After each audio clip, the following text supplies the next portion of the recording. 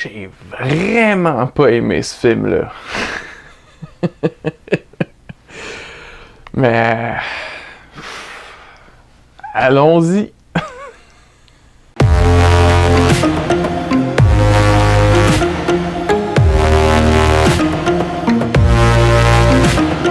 Bonjour et bienvenue à Chuck B Critique.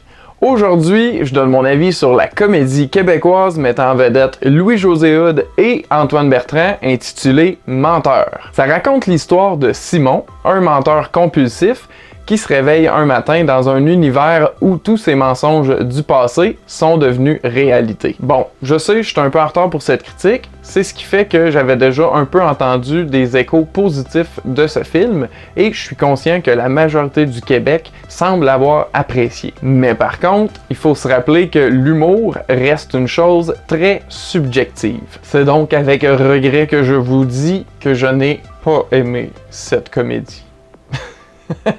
T'as pas voulu que ça rime. Fait que non, je le reprends-tu? Je le reprends-tu pas?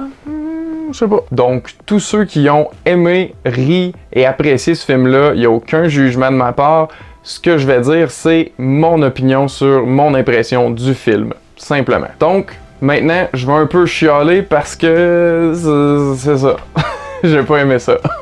Tout dans cette comédie est trop exagéré. À mon avis. J'ai trouvé que les blagues étaient étirées au maximum jusqu'à en être plus drôles au final. Comme par exemple, une scène où Anne-Élisabeth Bossé pleure de façon incohérente pendant environ 1 minute et demie et ça aurait pu être beaucoup plus efficace, réduit à 15 à 30 secondes parce que c'était drôle au début, mais à un moment donné, là, ça devient juste ridicule. On dirait aussi que les producteurs du film comptaient principalement sur le fait qu'on connaisse toute la brochette d'acteurs à l'écran pour nous faire rire. Une coupe de cheveux folle à Sonia Vachon, ça la rend pas vraiment plus drôle. Trompez-vous pas, les acteurs choisis sont tous de calibre.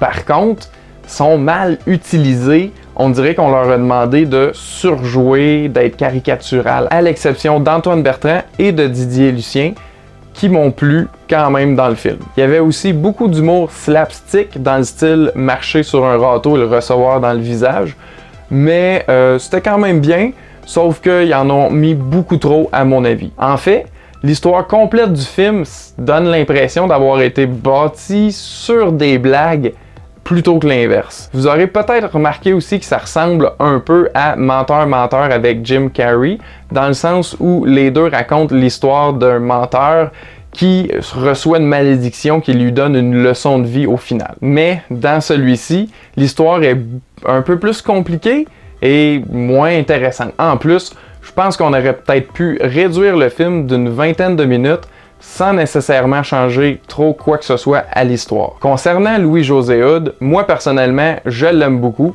mais je le préfère sur scène en tant qu'humoriste qu'à l'écran en tant qu'acteur. Du moins, si c'est pour faire des rôles comme ça. Ce qui est étrange, c'est que j'avais quand même apprécié quelques-unes des collaborations entre Émile Gaudreau et Louis-José Hood, justement, telles que De père en flic et Le sens de l'humour. Ces films-là m'avaient fait rire, mais celui-là me fait ricaner à quelques moments, max. J'ai aussi remarqué qu'ils ont tenté de nous impressionner avec l'utilisation d'une technologie de rajeunissement digital, mais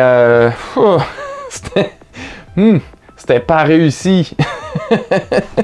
Ça donnait vraiment l'impression d'avoir été fait que pour montrer l'effet, mais étant donné qu'on le voit vraiment mieux avec les films de Marvel, ça se compare vraiment pas, là. Bref, c'était mon petit chiolage. Donc, comme je disais, c'était pas mon cas, mais dans la salle, ça riait aux éclats et très souvent. En plus, c'était dans une salle comble un dimanche après-midi.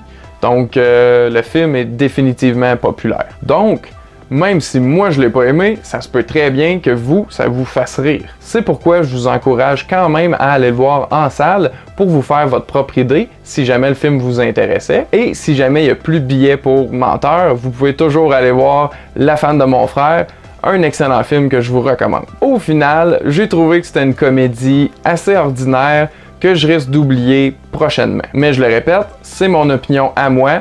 Il Il n'y a rien de neutre là-dedans. Donc sur ce, ma note pour Menteur est de 1 gars et demi qui connaît rien sur 5. 1.5 sur 5.